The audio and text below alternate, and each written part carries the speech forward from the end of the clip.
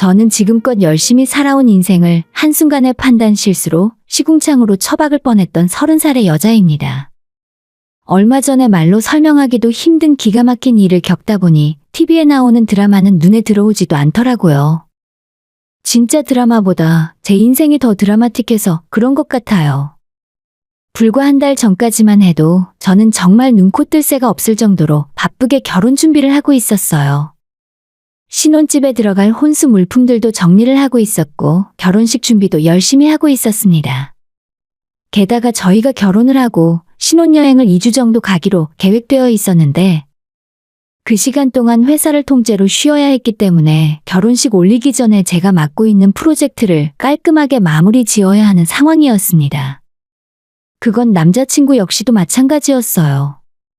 남자친구와 저는 같은 대학을 나온 대학 동기로서 늘 붙어 다니는 5명의 친구들 중에 하나였습니다. 그렇다고 해서 대학 다닐 때 커플은 아니었어요. 불과 1년 전까지만 해도 친구 사이로 지내고 있었거든요. 그런데 사람 앞날은 정말 아무도 모르는 거라고.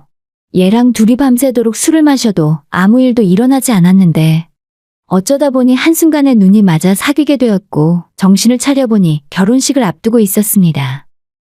저는 예전에 2년 정도 만난 연상의 남자친구와 헤어진 지 얼마 안 된 때였어요. 원래는 결혼까지 생각했었고 제가 먼저 그 남자를 좋아해서 사귀자는 말도 먼저 했을 정도였고 정말 헤어지게 될 줄은 꿈에도 몰랐습니다. 제가 더 좋아했기 때문에 받기보다 늘 제가 해주는 게 더 많았고 그런 점에 대해서 조금도 억울해하지는 않았어요. 하지만 지금의 제 남자친구는 그런 호구 같은 연애를 하는 저를 보며 항상 답답해하더라고요. 너 진짜 그 남자한테 다 퍼주기만 하면 안 돼. 그러다가 나중에 진짜 후회한다. 원래 남자는 남자가 보면 따가라. 그 사람은 진짜 아니야? 너 그렇게 다 해주다가 나중에 정말 상처받을 거야. 저를 볼 때마다 그 오빠와 헤어지라고 노래를 불러대더라고요. 야, 너가 뭘 안다고 우리 오빠한테 그딴 소리를 해? 남 걱정하지 말고 너나 잘해. 지는 맨날 여자 만나면 다 퍼주고 호구 잡히면서 나한테 훈계질이야? 내 연애는 내가 알아서 할 테니까 신경 꺼. 자꾸 이렇게 불편한 소리 하면 나 앞으로 너 안 만날 거야. 당시에 저는 그 오빠에게 푹 빠져 있었기 때문에 옆에서 누가 뭐라고 하던지 귓등으로도 듣지 않는 상태였죠. 그러니 절 볼 때마다 제 걱정을 하며 그 오빠와 헤어지라는 친구의 말이 전혀 귀에 들어오지 않았습니다. 오히려 그 말이 너무 듣기 싫어서 한참 동안 연락을 끊고 얼굴도 안 보고 살았어요. 하지만 제 헌신적인 노력에도 불구하고 인연을 채우지 못하고 친구의 예언처럼 저는 비참하게 제대로 차이고 말았습니다. 그 오빠한테 저 말고 다른 여자가 하나 더 있더라고요. 네, 말 그대로 양다리였죠. 그런데 기가 막힌 건 3자 대면을 하게 되었는데 그 여자 앞에서 저와는 단 하루도 사귄 적이 없다고 거짓말을 하는 겁니다. 아니, 난 쟤랑 진짜 사귄 적이 없어. 쟤 혼자 나 좋다고 쫓아다닌 것뿐이야. 제가 혼자 좋다고 쫓아다닌 거라면서 저와의 통화 목록까지 보여주고 자기가 먼저 전화한 적은 단 한 번도 없다며 그 여자 앞에서 저를 스토킹이나 하는 범죄자처럼 취급하더라고요. 카페에서 세 사람이 3자 대면을 했을 때 그 여자는 헤어지겠다고 난리를 치더니 결국 그 오빠 말에 홀랑 넘어가서 나중에는 저를 미친 사람 취급을 하고 둘이 손을 잡고 나갔습니다. 그렇게 저는 2년 동안 혼신을 다해 사랑했던 남자와 그 남자의 새로운 애인 앞에서 스토커 취급을 당하고 끝나버렸죠. 어찌나 비참하고 창피하던지 저는 그 이후로 사람들과 모든 연락을 다 끊어버리고 오직 회사와 집만 오가는 단순한 생활을 하며 살았습니다. 제가 남자친구와 헤어진 걸 알게 된 친구들이 술을 사주겠다고 나오라 해도 그냥 집에 있겠다 하고 나가지 않았죠. 그렇게 제 나름대로 마음의 정리를 하고 있던 중에 누군가 한밤중에 제 자취방 초인종을 눌러댔습니다. 누군가에서 밖을 내다보니 그 친구가 문 앞에 서 있더라고요. 뭘 하고 돌아왔는지 옷에도 흙이 묻어 있고 머리나 얼굴도 좀 엉망이 되어 있었어요. 누구랑 싸웠나 싶었는데 손에는 편의점 비닐봉투가 들려 있었습니다. 저랑 맥주나 한잔 하고 싶어서 찾아왔다는데 솔직히 그때도 기분이 별로 좋지 않아서 그냥 돌려보낼까 하다가 저 몰골을 보니 그럴 수 없었습니다. 야, 너는 꼴이 그게 뭐냐? 그 나이 먹고 누구랑 싸우기라도 했어?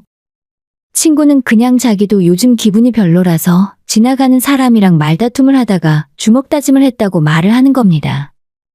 그 말을 곧이곧대로 믿은 건 아니지만 더 이상 캐묻지도 않았어요.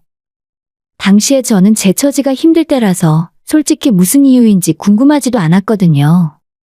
결국 그날 우리 두 사람은 코가 삐뚤어지도록 술을 마셔댔고 취기가 많이 오르자 저는 참았던 서름이 폭발해서 눈물 콧물 다 빼며 혼자 신세한탄을 하다가 가물가물한 기억으로 저희 집 방바닥에 오바이트까지 하게 됐어요.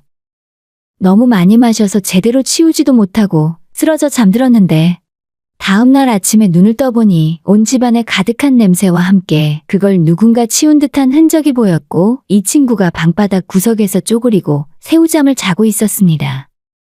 어제의 기억이 떠오르면서 정말이지 엄청난 미안함이 밀려오는 것과 동시에 쥐구멍이 있다면 들어가 숨고 싶을 정도로 창피했어요. 잠시 후에 저보다 늦게 잠에서 깬 이 친구는 아무 일도 없다는 듯이 라면을 끓였고 둘이 그걸 먹으며 해장을 했습니다. 마치 자기가 집주인인 것처럼 자연스럽더라고요. 그날 저는 라면이 입으로 들어가는지 코로 들어가는지 모를 정도로 쪽팔렸고 빨리 이 순간이 지나가기만 바랬습니다. 그리고 얼마 후에 같이 친하게 지내던 대학 동기를 통해 이 친구가 제가 사귀었던 오빠를 찾아가서 싸웠다는 이야기를 전해 들었습니다. 무작정 그 오빠 회사 앞으로 찾아가서 퇴근하는 사람을 붙들고 저한테 정식으로 사과하라고 소리쳤고 끝내 두 사람이 주먹다짐까지 하고 경찰이 출동하는 일이 벌어졌다고 해요. 그 오빠보다 키도 더 작고 싸움도 못하면서 무슨 생각이었는지 모르겠습니다. 아무튼 그래서 때리는 것보다 훨씬 더 많이 맞았지만 이 친구 덕분에 예전 남자친구 회사 사람들 사이에 안 좋은 소문이 퍼졌고 그 소문이 새로 사귄 여자 귀에까지 들어가는 바람에 결국 그 커플도 깨졌다는 말을 듣게 됐어요. 그날 이 친구 몰골이 말이 아니었던 이유가 바로 이것 때문이었던 거죠. 모든 내막을 알고 나니 기분이 정말 묘하더라고요. 살면서 누군가 나를 위해서 자신을 내던진다는 건 생각도 못 해본 일이었습니다. 제가 남을 챙겨주면 챙겨줬지. 나를 위해 화를 내주고 대신 싸워주는 사람도 있구나 싶었습니다. 평소에 저한테 귀가 따갑도록 잔소리나 하는 친구라고 생각했는데 이런 대담한 면이 있는 줄도 처음 알았습니다. 그래서 그런지 예전에는 친구 이상으로 절대 생각을 안 했던 이 사람이 그날 이후로 왠지 달라 보였습니다. 그렇게 이 친구는 몇 달이 지나서 정식으로 제 남자친구가 되었고 1년 정도의 짧은 연애 끝에 결혼을 결심하게 되었습니다. 저희가 결혼을 결심한 이후로 시댁에서는 올해가 다 지나고 내년 봄에 결혼을 하는 것이 어떻겠냐고 말을 하셨지만 저희 쪽에서 양해를 구하고 올해가 지나가기 전에 결혼식을 하자고 말했어요. 그 이유가 사실 저희 엄마 때문인데 엄마가 몇 달 전에 암 판정을 받으셨거든요. 정밀 검진도 해보고 이래저래 방법을 찾아봤지만 결국 수술을 하는 것이 가장 낫다고 해서 저희 엄마 암 수술하기 전에 결혼식을 올리려고 했어요. 다행히 조금 일찍 발견을 한 편이라 수술하면 완치율이 꽤나 높다고는 하지만 그래도 수술하면 항암 치료도 해야 하고 그 이후로 제가 결혼을 할 타이밍을 잡는 것이 조금 힘들 것 같아서 그냥 빨리 하는 게 낫겠더라고요. 아무리 치료하면 낫는다곤 해도 암이라는 것이 전이나 재발 위험성도 있잖아요. 시댁에서 이런 저희 집안 사정을 들으시고는 감사하게도 우리 쪽 뜻을 따라주셨어요. 식도 결혼식장 구하느라 고생할 것 없이 가까운 가족들과 친지들만 초대해서 서울 외곽 한옥으로 된 한식당을 하루 대관해 거기 마당에서 결혼식을 조촐하게 올리기로 했습니다. 빠르게 결혼식을 준비하는 만큼 예단이나 폐물 같은 것들도 전부 생략하기로 했죠. 시댁 어른들께서 실용적인 것을 좋아하시는 분들이라 꼭 필요한 것이 아니면 생략하고 빠르게 진행하자고 먼저 말씀을 해주셨습니다. 저희 쪽에서야 그걸 반대할 이유가 전혀 없었죠. 안 그래도 저는 엄마가 너무 걱정이라 예단을 보러 다닐 때 이모들한테 부탁을 할까 고민을 할 정도였으니까요. 신혼집은 지금 남자친구가 살고 있는 전셋집에서 일단 그냥 시작하기로 했어요. 아직 계약 기간도 남았고 두 사람 출퇴근 거리를 생각하면 그냥 그곳에서 살림을 차리는 게 낫겠더라고요. 방 하나 있고 욕실 하나와 주방 겸 거실이 고작인 12평짜리 집이었지만 일단 살면서 우리 힘으로 돈을 모아 조금씩 넓혀갈 생각이었죠. 그래서 쓰던 살림에 냉장고랑 TV, 퀸사이즈 침대 정도만 제가 해서 들어가기로 결정했습니다. 이래저래 아낀 돈은 전부 잘 모아놨다가 나중에 집을 넓혀 이사갈 때 쓰려고 그렇게 하기로 했어요. 본의 아니게 상황이 이렇게 되다 보니 결혼 준비 자체에 별다른 힘을 들이지 않고도 순조롭게 진행이 되었습니다. 먼저 결혼한 제 친구들은 제가 결혼 준비하는 걸 옆에서 보면서 요즘 세상에 너희 시부모 같은 사람들이 어디 있냐며 엄청 부러워했었죠. 솔직히 저도 이때까지는 잘하는 결혼이라고 완전 천운을 타고났다 생각했었습니다. 얼마 후 황당한 요구를 듣기 전까지는요. 다 끝나고 이제 예식장 들어갈 일만 남았다고 생각했었는데 정말 끝날 때까지 끝난 게 아니더라고요.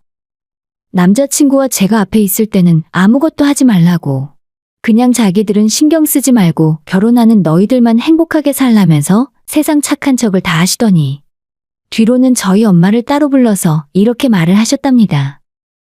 사돈 다름이 아니라 이바지 음식 말이에요. 요즘은 다들 전문업체에 맡긴다 하더라고요.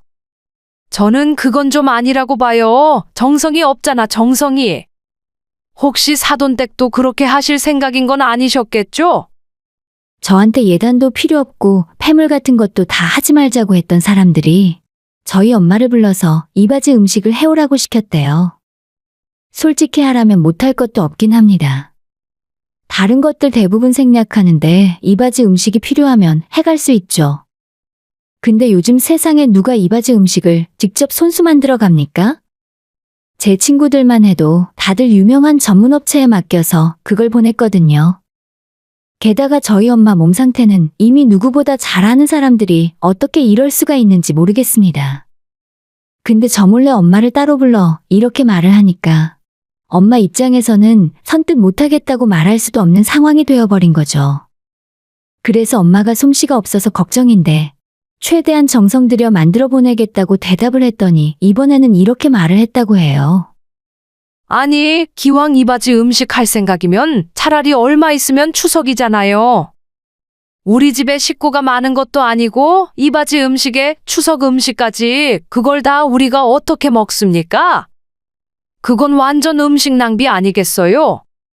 그러니까 이바지 음식은 받았다고 칠 테니까 대신 차례상 음식으로 부탁드릴게요.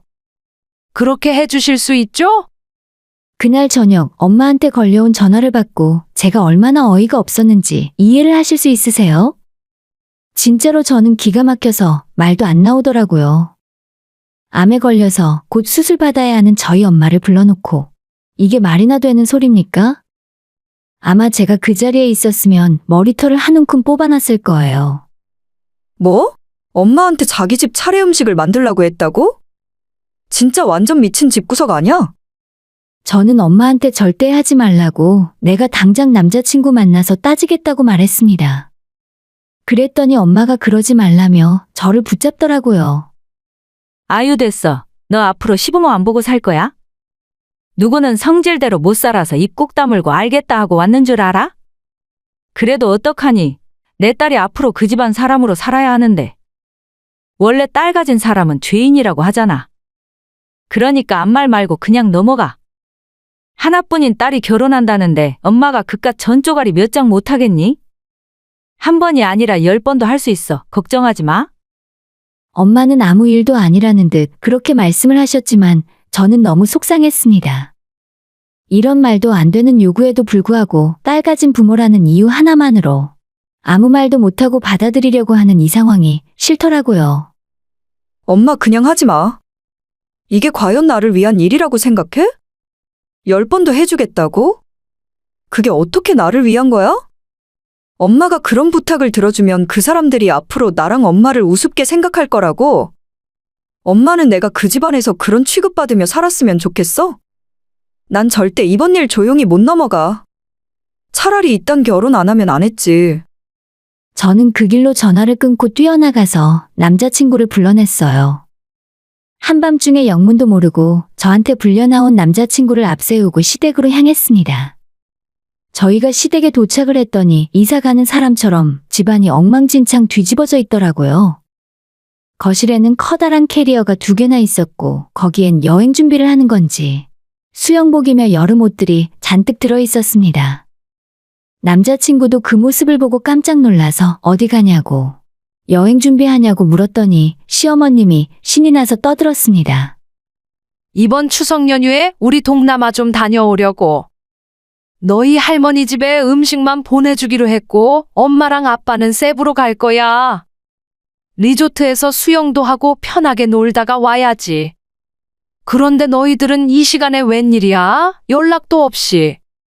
그러니까 그 말을 종합해보면 자기 집안 명절 음식을 저희 엄마한테 다 떠넘기고 본인들은 해외여행 놀러 간다는 소리잖아요. 이런 인간 같지도 않은 놈들이 다 있나 싶더라고요. 저는 치밀어 오르는 화를 꾹 참고 말했습니다. 어머님, 낮에 저희 엄마 만나서 차례 음식 만들어 달라고 했던 이유가 이거였어요? 어머님, 아버님 해외여행 가시려고 저희 엄마한테 음식 해달라고 하셨냐고요. 제 말에 남자친구가 깜짝 놀라고 시부모님도 화들짝 놀랐습니다. 아버님은 제 눈치를 살피더니 은근슬쩍 일어나 방으로 들어가셨고 어머님은 황급히 말을 돌리기 시작했습니다. 아유, 그게 뭐 중요한 일이니? 너 결혼 앞둔 애가 피부가 이게 뭐야? 맨날 야근하더니. 안 되겠다. 나랑 같이 피부과 가서 관리 좀 받아야겠다. 엄마, 이게 대체 무슨 소리냐고. 장모님한테 추석 음식 만들어 달라고 했어? 대답을 똑바로 좀 해봐. 엄마가 그랬냐고. 저는 제가 먼저 화를 내려고 했는데 저보다 남자친구가 얼굴이 벌겋게 달아올라서 저보다 훨씬 크게 화를 내고 있더라고요. 그런데 시부모님은 뻔뻔하게도 그게 뭐 큰 대수냐며 대충 넘어가려 하셨습니다. 너는 어디서 엄마한테 큰 소리야? 내가 너를 그렇게 가르쳤냐? 여자친구 앞이라고 눈에 뵈는 게 없나 보네. 안방으로 들어갔던 아버님이 밖이 소란스러워지자 나오셔서 남자친구한테 화를 내셨습니다. 아버지도 다 알고 계셨나 보네요. 어떻게 이래요? 다른 사람도 아니고 부모님이 어떻게 이럴 수가 있냐고요. 아니, 우리가 무슨 죄라도 지은 것처럼 이야기하네. 어차피 이바지 음식 해야 하잖아. 근데 그거 그냥 하지 말고 우리가 원하는 걸로 해달라는 건데 뭐가 문제야? 솔직히 안싸돈도 참 웃기는 사람이네. 불만 있으면 아까 이야기하지. 내 앞에서는 아무 말도 못하고 가만히 있다가 자기 딸한테 쪼르르 달려가서 일러 바쳐? 애초에 안사돈 때문에 올해 결혼식 준비하느라 우리도 손해가 이만저만이 아니야. 그 말을 듣고 저는 대체 우리 엄마가 뭘 그렇게 잘못했냐고 따졌습니다. 엄마가 아파서 결혼식 날짜 정한 것뿐인데 그게 이런 부당한 일까지 해야 할 정도냐고 따졌죠. 저뿐 아니라 남자친구도 저를 거들면서 제발 창피한 짓 좀 하지 말라고 소리쳤어요. 싫으면 관두라고 해. 아주 상전도 이런 상전이 없네. 며느리 무서워서 어디 말이나 똑바로 하고 살겠니? 야, 그냥 너희 엄마한테 하지 말라고 해. 필요 없으니까. 억울하면 아들을 낳던가 딸 시집 보내는데 이 정도도 안 할 생각이었어? 끝까지 사과 한마디 없이 화를 내는 자기 부모의 모습을 보고 남자친구는 적잖이 충격을 받았는지 아무 말도 못하고 고개를 떨구더라고요. 한참 뒤에 조금 진정이 됐는지 입을 열어 이렇게 말을 했어요. 엄마, 진짜 창피한 줄 아세요. 그리고 딸이건 아들이건 그게 뭐가 중요하다고 그런 말씀을 하시는지 모르겠네요. 앞으로는 창피해서 윤정이 데리고 엄마 아빠 집에 못 올 것 같아요. 저희 결혼식도 안 오셔도 돼요. 그냥 장모님 장인어른만 모시고 하겠습니다. 가자. 이런 집구석골 보여서 미안하고 이런 곳에 다신 올 필요 없어. 라고 이야기를 하고 나서 제 손을 잡고 시댁을 나왔습니다. 등 뒤에서 어머님 아버님이 뭐라 말씀을 하셨지만 그냥 무시하고 와버렸어요. 집에 오는 길에 남자친구는 저한테 사과했고 자기 부모를 대신해 우리 엄마를 만나서 따로 사과도 하더라고요. 얼마 후에 진짜로 자기 아들과 연이 끊기게 생기자 어머님 아버님이 저를 찾아와 미안하다고 사과를 했고 이바지 음식이며 추석 음식 일도 없던 걸로 하라고 몇 번이나 제 앞에 고개를 숙이셨어요. 그랬는데도 불구하고 남자친구는 여전히 마음이 풀리지 않았는지 자기 부모를 결혼식에 부르지 않겠다고 했고 앞으로 결혼하고 나면 장인 장모를 부모처럼 모시고 살겠다고 이야기를 했습니다. 시부모님이 사과를 해도 남자친구 마음이 완전히 닫혀서 당분간은 쉽지 않을 것 같아요. 이런 남자라면 앞으로 제 결혼 생활에 무슨 일이 닥쳐도 현명하게 대처할 것 같고 시댁 문제가 또다시 생기더라도 팔이 완전히 안으로만 굽지는 않을 것 같아서 믿음이 가더라고요. 혼란스러운 결혼 준비 와중에서도 괜찮은 남자를 만난 것 같아 다행이라는 생각이 들어요. 이제 제 결혼식 진짜 얼마 안 남았는데 끝까지 준비를 잘해서 예쁘게 잘 살았으면 좋겠습니다. 오늘의 사연은 여기까지입니다. 구독과 좋아요, 알림 설정은 많은 힘이 됩니다. 다들 행복하시고 좋은 하루 되세요.